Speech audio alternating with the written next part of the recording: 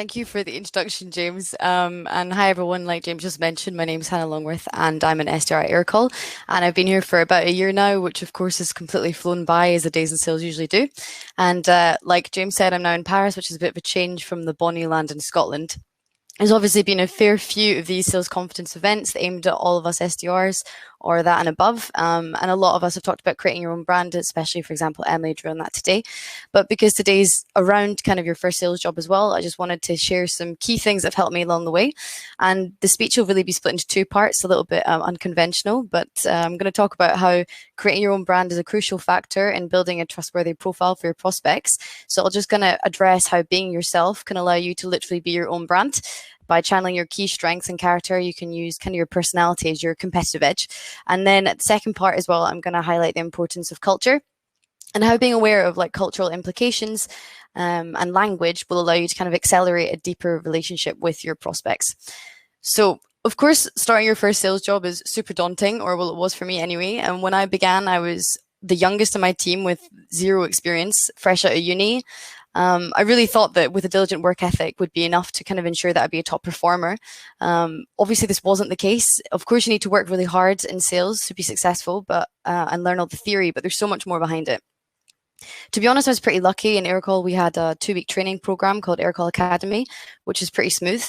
And we learned some basic sales techniques and things like that. But given the fact I kind of arrived barely even knowing how to switch on my MacBook Pro, embarking on my SaaS journey was definitely quite an intensive thing for me. And I have to say that my brain was definitely fried after the 2-week period. So I was pretty set on the fact, though, despite this, that if I could work hard, I would smash my target.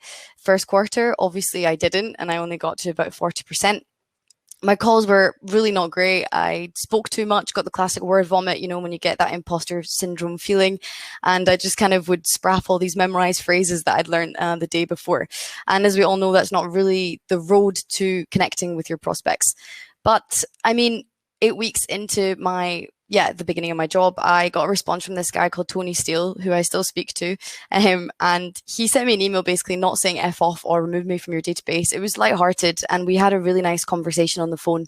And to be honest, that's when I started to see everything completely differently. And I realized I'd just been completely overcomplicating my role. Obviously, I just reflected and thought, well, I was obviously hired to this role for something. Not because I had a 100% proven track record in a previous sales job or anything, but I was just hired because of my personality. So maybe the Scottish crack had actually gotten me somewhere after all. But I just want to highlight that this key factor is really why all of you are even here today in the first place.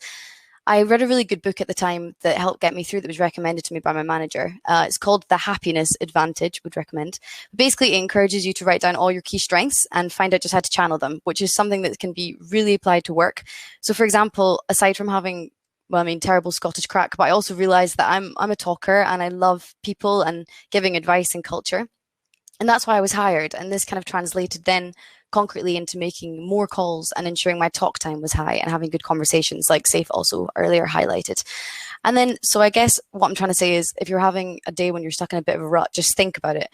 What are your strengths? What key traits really shape you into who you are? And what did your manager as well see you in your first interview on your first sales job?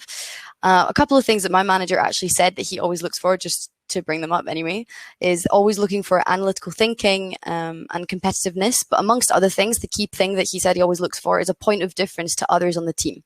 So this point is even more important than anything else, because it's just such an emphasis to play on your strengths, because as everyone says, a team's only as strong as the sum of its parts. So I guess even in your first sales role, it's important that you see your own context and importance within the team to allow others to kind of learn from that. And that kind of leads me to like another really key factor of a part of your identity, which is always overlooked, is your culture. I mean, even further than that is understanding your prospects' culture and being able to connect with them in some way. So to give you a bit more context on me, as James mentioned, I studied languages, but also I'm half Scottish, half Mexican, bit of a random combo. If you just think Modern Family, that's kind of my situation at home. But this meant that from a really early age, I knew the meaning of culture in language. And I kind of realized that if you can put yourself culturally on the same level as someone, this will allow you to develop a deeper relationship with them. So when I was 10, it meant that I knew my abuela didn't understand that we didn't eat tacos in Scotland even, or that I could go outside when it was raining without a coat on.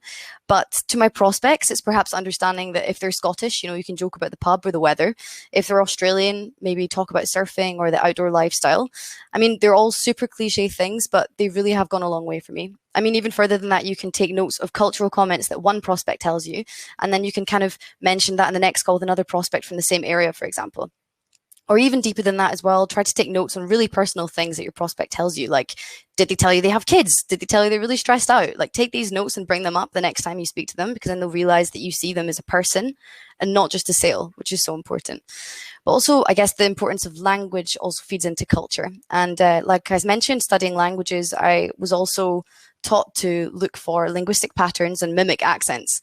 As in the sales, I'm sure you all know that mimicking tone is also a really successful way to get your prospect to kind of feel that you're on their same wavelength. And Gong also showed that, fun fact here, that if you get your prospect to copy your tone, then it's been successful.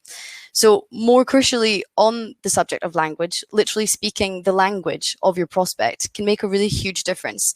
So try to pick up on and note catchphrases, intonation, and things and ways they intonate, their voice, their speech from the area that that prospect is from. So apart from the fact that sometimes when I come off the call with a client, I say, oh, well, I'll start the call with good day. Or when I call someone from Australia, I'll maybe say, how are you going? Sometimes my South African yes or London in it does come into day to day, which is kind of embarrassing given the fact that neither of them really suit who I am. But I think that it's a really important thing to make you connect with your prospects, to take all of these factors into account, because I guess at the end of the day, identity is everything. So I guess always ask yourself the question, where is your prospect based? What's their culture? What's their intonation and their language most likely to be? To be honest, it feels really crazy to be talking here today. I had a really, really bumpy beginning at the start of my sales career. And to be honest, sales is really tough and it's mentally draining. And if you don't have support in place, it's hard. So I guess to summarize, if you lose drive and motivation and confidence, just always stop and think, why am I here? Write down your strengths and channel this energy into them and make that your competitive edge. Thanks.